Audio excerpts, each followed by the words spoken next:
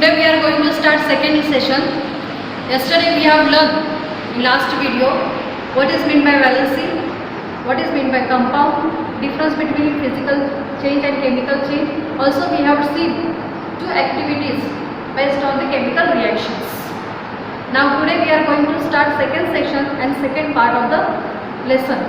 That is what is meant by chemical reaction, what is meant by word equation, and which are the steps to write the chemical reactions.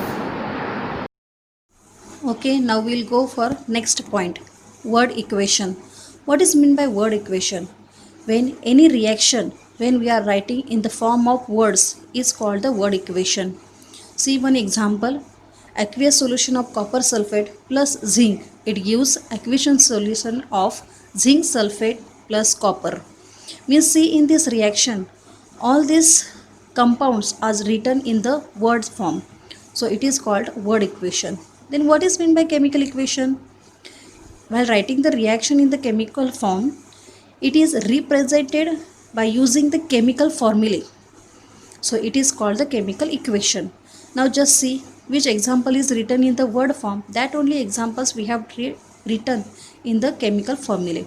See copper sulfate means you have to write the molecular formula of copper sulfate, CuSO4. It's an aqueous solution of copper sulfate plus zinc. It gives zinc sulfate means ZnSO4 plus copper. Second example, nitrogen N2 plus hydrogen H2 gives NH3 ammonia. This is also chemical equation. One more example we'll see, calcium carbonate. It is in form of solid CaCO3 plus heat means for calcium carbonate when we'll give heat it produce calcium oxide CaO. It is in solid form plus carbon dioxide gas is released from this reaction.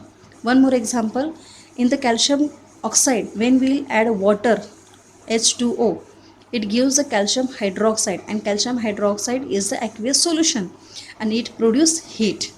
So these are the examples of word equation and chemical equations. Now we'll go for next point, writing a chemical equations. So here steps are there to write the chemical equations. So first condition is there to write the chemical reaction. There are reactants and products.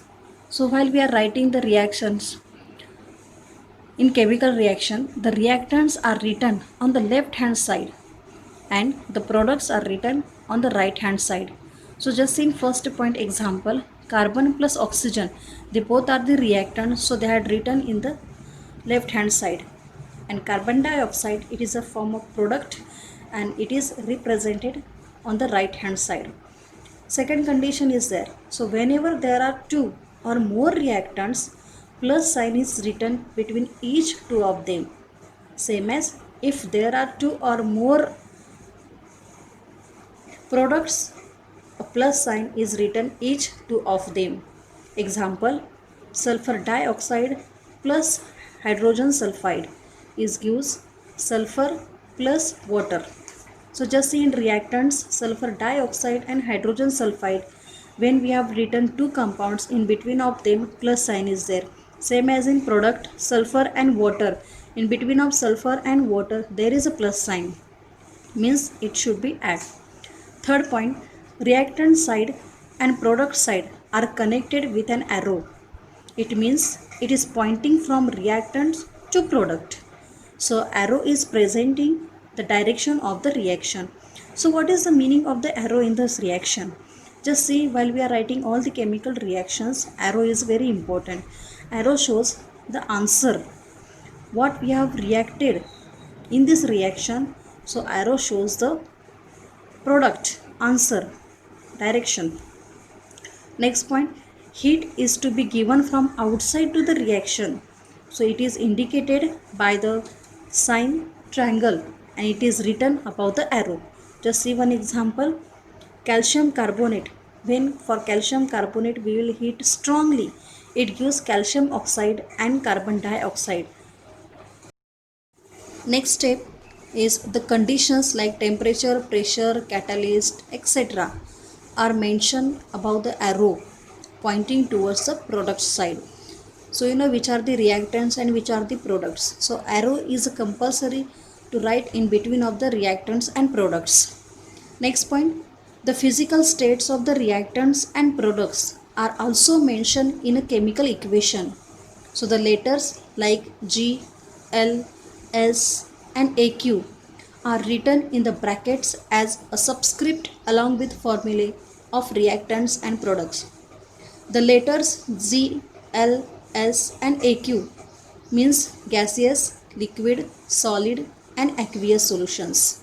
Examples: ammonia, it is in gaseous form, plus hydrochloric acid, it is in gaseous form to form ammonium chloride is in solid form. So say see in first example, ammonia, hydrochloric acid and ammonium chloride, their states are written means G, G, S means G means gaseous, S means solid. Second example is given PbS, Pb means lead, it is in solid form, plus copper sulfate is in aqueous form to form lead sulfate. It is also in aqueous form, plus copper is in solid form and plus heat is produced from this reaction. Next point, if the product is gaseous, instead of G, it can be indicated by an arrow pointing upwards. Means while the reaction from the product, if gas is released, so we can show the upward direction arrow. Example, calcium carbonate. When for calcium carbonate will heat strongly, it produce calcium oxide and carbon dioxide gas. So carbon dioxide gas is released from this reaction. That's why it shows the upward direction arrow. Next point, if the product formed is insoluble solid, then instead of S, it can be indicated by an arrow pointing downwards, means it form a PPT, means precipitation. Example, sodium chloride, it is in aqueous form, plus silver nitrate is in aqueous form to produce sodium nitrate, also is in aqueous form, and silver chloride is form of white precipitate, so it is formed into solid. So students, So these are the steps to write the chemical equations. So all these steps are very important while we are writing reaction. Okay, I hope you understood. So I will give some examples afterwards. That examples you have to balance the reactions and write in your notebook. Okay, thank you.